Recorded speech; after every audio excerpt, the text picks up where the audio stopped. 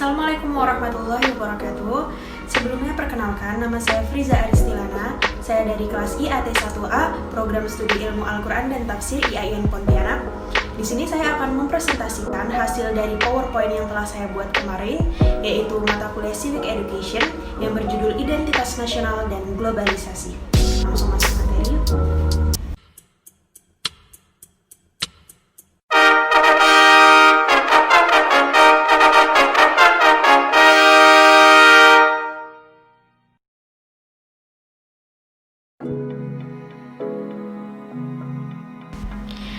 Baik, kita masuk materi yang pertama ya, yaitu pengertian identitas nasional. Apa itu pengertian identitas nasional? Pengertian identitas nasional dibagi menjadi dua, yaitu secara bahasa dan istilah. Secara bahasa berasal dari bahasa Inggris yaitu identity yang artinya jati diri dan nation yang artinya bangsa. Sedangkan secara istilah yaitu ciri khas yang melekat pada suatu negara serta kelompok-kelompok masyarakat yang tinggal di dalamnya. Nah, di sini jadi saya menyimpulkan bahwa identitas nasional itu ciri khas yang dimiliki oleh setiap manusia, setiap dari diri kita sejak lahir. Jadi, identitas nasional itu sudah ada dalam diri kita sejak lahir. Nah, sekarang masuk ke unsur-unsur dan faktor identitas nasional.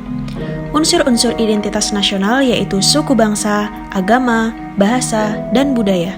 Sedangkan faktor identitas nasional yaitu primordialisme, praktik keagamaan, pemimpin bangsa, sejarah bangsa, dan solidaritas organik. Ya, unsur-unsur dan faktor identitas nasional di sini cukup jelas ya. Mungkin saya akan menjelaskan beberapa kata asing, yaitu primordialisme. Apa sih primordialisme itu? Ya, primordialisme itu kecintaan atau fanatisme pada suatu golongan, etnis, atau suku yang sama.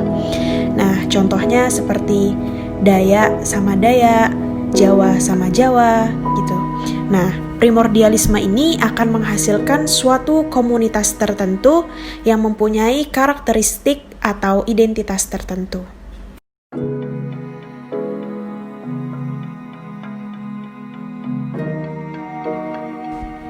Di sini saya akan memberikan beberapa contoh identitas nasional di Indonesia.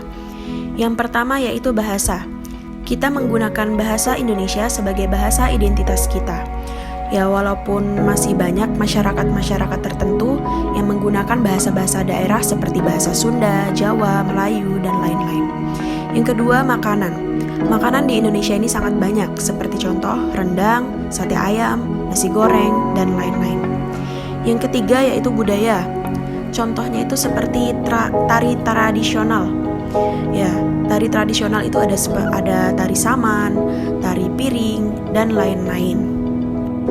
Yang selanjutnya yaitu sejarah.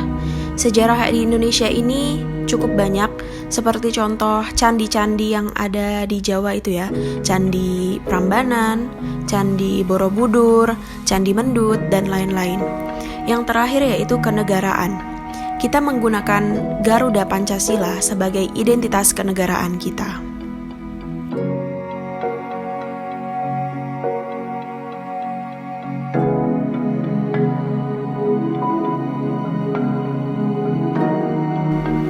Ya, itu tadi penjelasan tentang identitas nasional.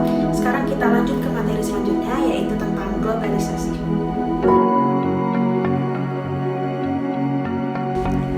Apa itu globalisasi? Pengertian globalisasi dibagi menjadi dua, yaitu secara bahasa dan secara istilah. Secara bahasa berasal dari bahasa Inggris yaitu globalize dan ization. Globalize artinya universal atau umum, sedangkan ization artinya mendunia. Sedangkan globalisasi menurut istilah yaitu proses integrasi internasional yang terjadi karena adanya pertukaran pandangan dunia, pemikiran, produk, dan berbagai aspek kebudayaan lainnya. Ya, di sini saya menambahkan bahwa globalisasi itu sangat berhubungan dengan identitas nasional. Globalisasi ini menjadi dampak atau pemicu dari identitas nasional itu sendiri.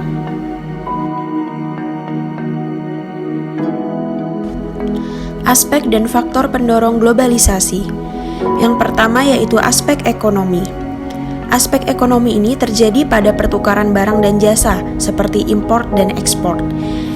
Jadi, kita tidak perlu lagi pergi ke luar negeri untuk membeli produk-produk yang kita inginkan. Yang kedua yaitu aspek politik. Globalisasi ini telah membawa pengaruh besar ya pada kebijakan politik ini. Yang sebelumnya politik hanya mencakup skala nasional, sekarang globalisasi ini mendorong integrasi kebijakan-kebijakan politik di berbagai negara. Ya, dan memungkinkan terciptanya bentuk-bentuk kerjasama politik antar negara seperti contoh Uni Eropa, International Monetary Fund, World Bank, dan World Trade Organization. Yang terakhir yaitu aspek sosial budaya. Pada aspek ini dapat diartikan sebagai di mana praktik-praktik kebudayaan yang dilakukan individu bukan hanya dipengaruhi oleh dirinya sendiri, namun oleh masyarakat global. Seperti contoh yang sering terjadi pada zaman sekarang ini, banyak orang-orang yang terobsesi oleh idolanya, sehingga ia mengikuti segala budaya, segala perilaku yang dilakukan oleh idolanya. Masuk ke faktor pendorong, yang pertama yaitu ada perkembangan teknologi informasi dan komunikasi. Zaman sekarang ini sudah ada HP, televisi, radio, dan lain-lain. Nah, itu semua memudahkan proses pertukaran informasi di berbagai pelosok dunia. Yang kedua yaitu kehadiran perusahaan multinasional. Sekarang ini sudah terdapat banyak sekali perusahaan-perusahaan besar yang berskala multinasional. Nah, itu sangat mempengaruhi perekonomian nasional di negara berkembang yang mereka tempati.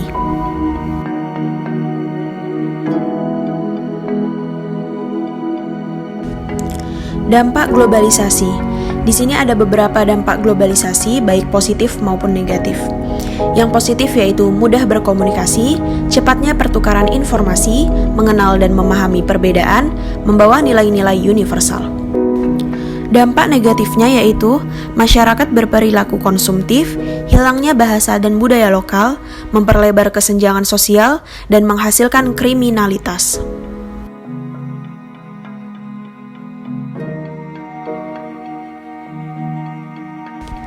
Di sini ada sedikit kesimpulan dari saya mengenai identitas nasional dan globalisasi, yaitu dengan adanya globalisasi, intensitas hubungan masyarakat antara satu negara dengan negara yang lain menjadi semakin tinggi. Dengan demikian, kecenderungan munculnya kejahatan yang bersifat transnasional menjadi semakin sering terjadi. Jika hal tersebut tidak dapat dibendung, maka akan mengganggu terhadap ketahanan nasional di segala aspek kehidupan, bahkan akan menyebabkan lunturnya nilai-nilai identitas nasional. Baik, itu tadi penjelasan tentang identitas nasional dan globalisasi. Jika ada kesalahan kata ataupun isi dari PowerPoint yang telah saya buat, saya minta maaf sebesar-besarnya. Dan saya berharap tugas ini tidak hanya sekedar menjadi tugas, tetapi bermanfaat bagi kalian semua yang menontonnya. Sekian, wassalamualaikum warahmatullahi wabarakatuh.